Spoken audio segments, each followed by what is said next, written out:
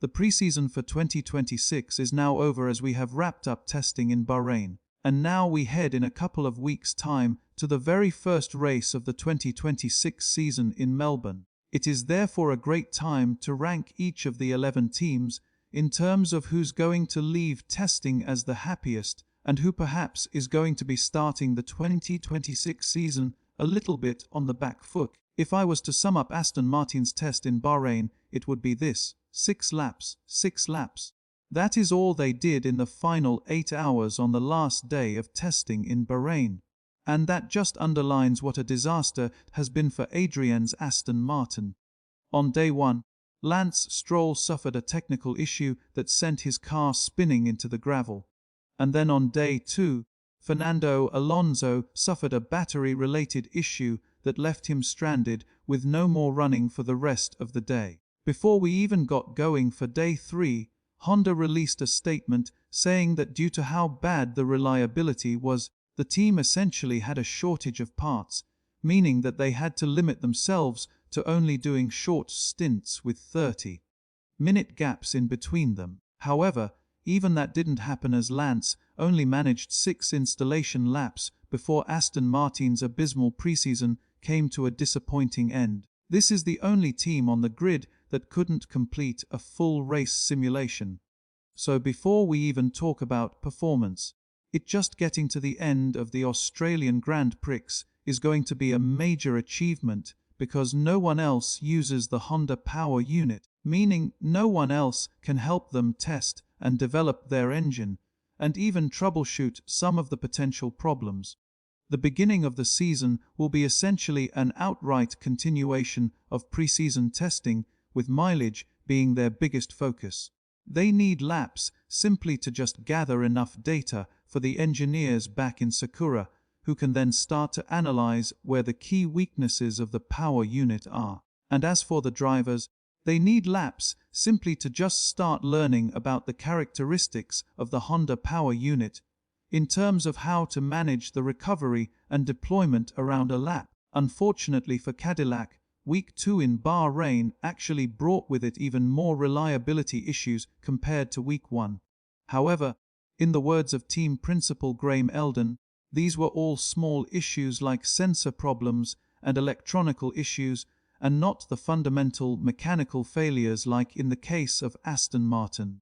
But despite all of the positivity from Checo and Valtteri, who are well aware that they are going to be starting at the back of the grid, looking at the long-run data and race simulations, Cadillac's car to start the season will probably be around 4 to 5 seconds slower compared to the front runners and around 2 seconds slower compared to the leading midfield teams who will probably be fighting for points. On the positive side, given how solid and reliable the Ferrari power unit has been, if Cadillac are able to develop their car, which clearly lacks a lot of downforce, then there is a theoretical solid level of performance that they can access with better aero.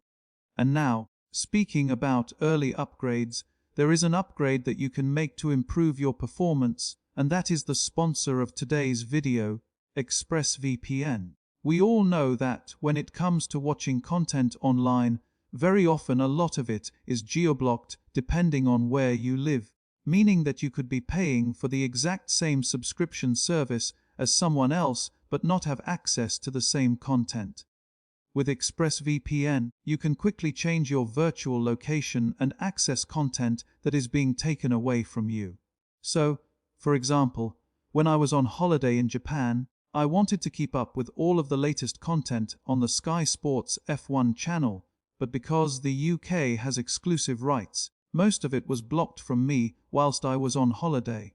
And no problem, however, because in seconds with ExpressVPN, I was able to change my virtual location, and then all of Sky content, including extended highlights, testing coverage, and exclusive interviews, were all available to me from anywhere in the world. Even with just a basic subscription, you can use ExpressVPN on 10 different devices. And find out how you can get up to 4 extra months by clicking the link in the description box down below. And go to ExpressVPN. Come orders, and remember, There is also a 30-day money-back guarantee if you decide to change your mind. So once again, a big thank you to ExpressVPN. Alex Albon specifically stated that the focus for Williams this week, after doing the joint most laps on week 1 and getting a lot of mileage back after they failed to get to the Barcelona shakedown, was more performance-orientated. But the problem is that the car definitely didn't look fast at any point. Carlos Sainz actually set the team's fastest time on the softest C5 tyre, which barely any other driver used.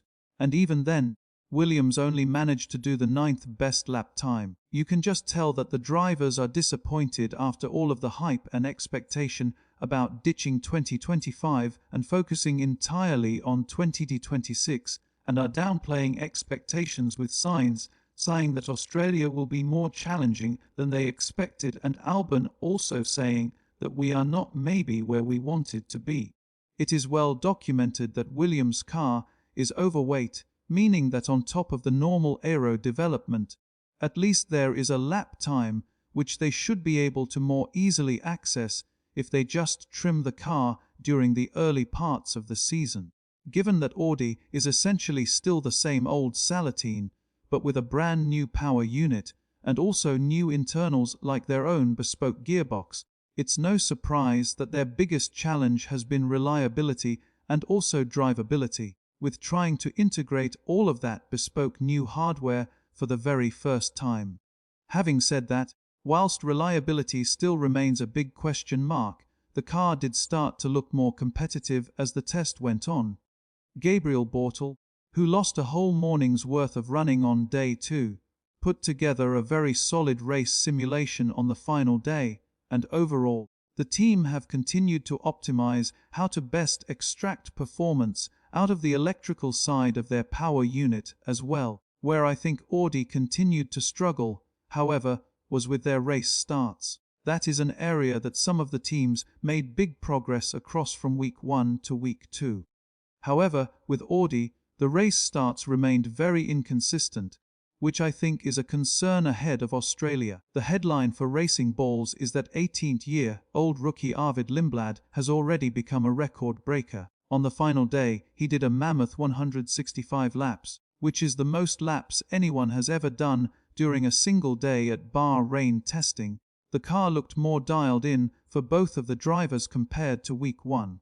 But trackside, there is still a clear limitation when both of the drivers tried to lean on the car a little bit more to extract performance. It doesn't look like the car is giving the drivers confidence to be able to push it. And perhaps they are still not able to deal as well with the instability that is induced by having to run the car in lower gears to harvest energy. Whilst the race simulations weren't quite as good as some of the other midfield teams, for example, at the end of day 3 during a comparative race simulation, Lindblad finished 18 seconds behind Oldman. I still think that in terms of reliability, this has been an incredible test for the brand new Red Bull Ford powertrain.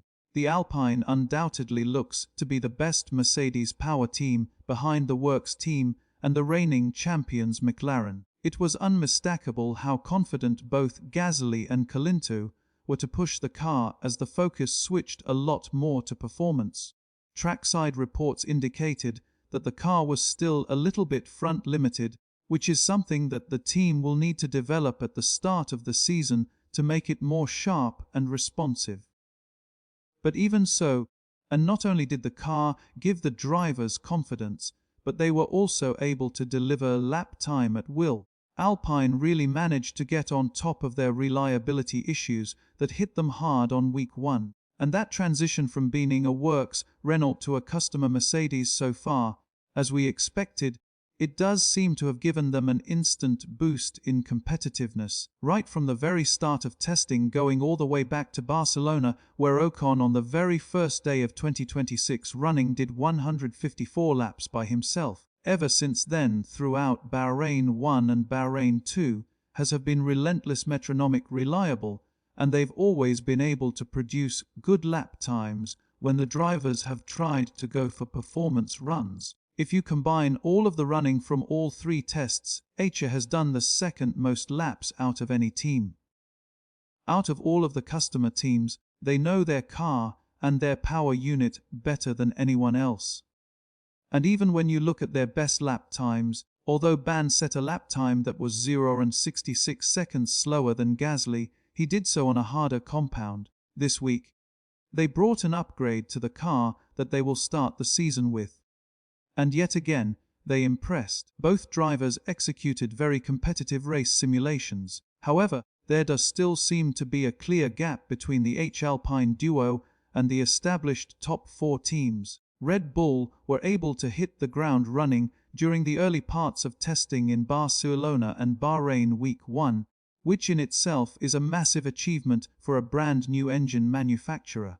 This week, however, as everyone has been able to refine their package just that little bit more and get closer to their theoretical maximum, it does look like Red Bull have slipped back just a little bit. Isaac Hagel had a frustrating test as an issue on day 2 essentially wiped out an entire morning's worth of running.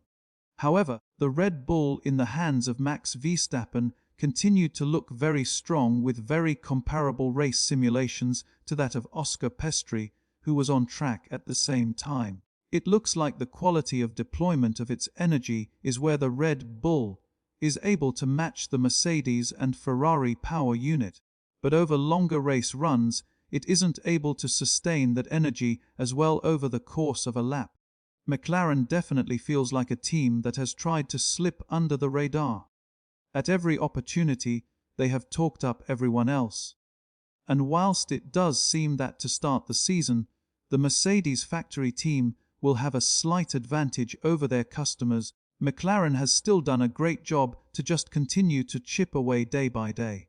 When it comes to race starts, that is definitely an area that both drivers seem to nail during their practice starts, indicating that they have been able to fine-tune that launch and power delivery from the Mercedes power unit very well. On race runs, as previously stated, McLaren and Red Bull looked very similar. But what I think is also true for both teams is that even if they start the season on the back foot, they have been by far the best teams at developing their cars over the course of the season. Looking back at McLaren in 2024 and Red Bull in 2025, there is absolutely no doubt that Mercedes were sandbagging in Bahrain and didn't reveal the ultimate speed and potential of their car. Perhaps because of the looming engine controversy vote that's coming up, the fastest time that they set done by Antonelli came on day 2 when the track conditions were not at their best. On the final day, their run plan was also a little bit odd with no all-out performance runs on fresh tires at the end of day 3. Instead, choosing to simply do stints of no more than 10 or so laps. However, that being said, all of those stints across multiple tires were as good as anything that anyone had done before. That is not to say, however, that it's been an entirely smooth test for Mercedes. Antonelli suffered a loss of pneumatic pressure, which stopped the car and required a full engine change, which is exactly what happened during Week 1 as well. But even so, Mercedes still did more laps than anyone else in Bahrain this week. And across all three tests combined, no other team on the grid did more laps than Mercedes during pre-season testing in 2026. Although Ferrari's rotating rear wing was the thing that caught everyone's attention early on, and it remains to be seen whether that test item will remain on the car for the 2026 season. Or what I liked about Ferrari is that they didn't spend time messing about. Apart from the fact that an engine issue during the morning on day 2 really curtailed Lewis's mileage, for the most part, yet again, Charlotte was able to do multiple competitive race simulations, and across all of the three tests, they combined for the third most mileage out of any team on the grid, only behind Mercedes and fellow Ferrari power team H. Ferrari leave Bahrain having left no stone unturned in terms of reliability and also performance. Lears's consecutive fastest laps at the end of day 3 showed that he clearly had the confidence to push the Ferrari lap after lap, and Ferrari didn't feel the need to sandbag as they gavel multiple sets of brand new tires to go out and to do qualifying laps to understand where the limitations of the car are at its limits. For those that were watching, it was clear that even when made a mistake after setting a purple sector, it wasn't because the car was unstable. It was because he was genuinely pushing hard. He set the fastest time overall on the soft C4 tire, and it must be said that even his fastest time on the C3 tire was still faster than what anyone else was able to do.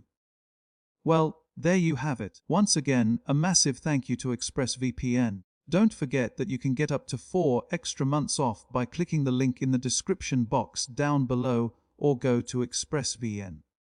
Come Alders. If you did enjoy this video, then don't forget to subscribe. That would be massively appreciated, and I'll see you in the next one. Analyze.